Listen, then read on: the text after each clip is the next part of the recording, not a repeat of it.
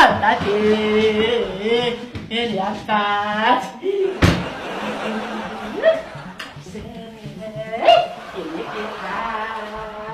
ማለሽዋችን እንዴት ክችኑን በፍቅር እንዲህ የምታየው ምን ይላል?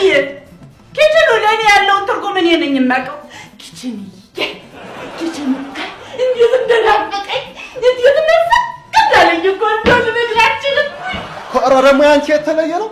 ሰው ድል ይናፍቀዋል፣ አንቺ ክችን ናፈቀኝ ትያለሽ።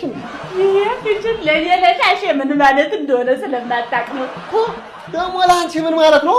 ወጥ ሲሰራ እንዴት እንደሚያጣፍጥ ስለማታውቅ እኮ ነው። ኧረ በፌዴሬሽን ማለት እንዴ አንቺ ክችን ሆነ እንዴ ደግሞ ወጥ የሚያጣፍጠው? እዚህ ክችን ለመስራት እኮ ወጡ ራሱ ዘይት ሳይገባበት እንዴት እንደሚጣፍጥ። ምነው ክችን አምባሳደር ነኝ አልሽሳ? እስታስበው እዛ ሰፈር አንድ ቀን እንኳን እጅ የሚያስቆረጥር የሚጣፍጥ ወጥ ሰርተን እናውቃለን? እሱስ ልክ ነሽ። እናንተም አንድ ቀን እንደ ወጣት የሚያስቆረጥር ወጥ ሳትሰሩ እኛም ሳንበላ ነው ተያ ቤት ይወጣሉ። ምን ይላል? እና ታዲያ ከኛ ሙያ እጥረት መሰለህ እንደ የሚጣፍጥ ወጥ ያልሰራ ነው? እናሳ የአቅርቦት እጥረት። እንደው ፈጣሪ እንደው በመራቱ ቶሎ ደረሰልን እንጂ በአንቺና በአቢ እንዝላልነት እስካሁን አፈር በልተን አልነበረም እንዴ? በጣም ጥሩ። እንግዲያው ልንገርህ ብለህ ስማኝማ።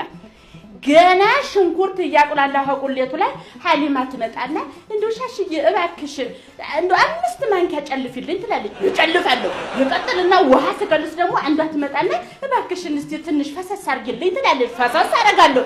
ያቺ አረጋሽ የምትባለዋ ደግሞ ልክ ሽሮ ልመታ ስል ትመጣና እንግዳ የምትብኝ ነው እባክሽ 10 ጨልፋ ጨልፊልኝ ትላለች። እጨልፋለሁ። እና ታዲያ እንዴት ሆኖ ነው የጣፈጠ ወጥ የሚሰራው? የጣፈጠ ወጥ እስከ ዛሬ ያልበላችሁት በልማት አደናቃፊዎች ምክንያት ነው እያልሽኝ ነው? ታዲያስ አሁን ግን እዚህ አረጋሽ የለች ሀሊማ የለች። በነፃነት የጣፈጠ ወጥ መስራት ነው። እንገርሻ አረጋሽ እንደሆነች ሞታም አትለቅሽም። ምን ማለት ነው? እየመጣችልሽ ነው። የት ነው የምትመጣው? ለምንድን ነው የምትመጣው? ማን ነው የሚያመጣት? ምን ልትሰራ ነው የምትመጣው? ማን ጋር ነው የምትመጣው? እኛ ጋር ነዋ። ለጠይቀን እየመጣች ነው። አረግዬ ጋሼ ተቀበላቸው ብሎኝ እየወጣው ነው። እንግዲህ አሁን እንገራሃ ይህን አንተ ተቀበላት። አንተ የሚቀበል ይቀበልና መሄድ አልፈራ። ከዚህ በኋላ ግን ብቻ ሰው እንዲያልፍ ነው የምታረጉት። አለቃት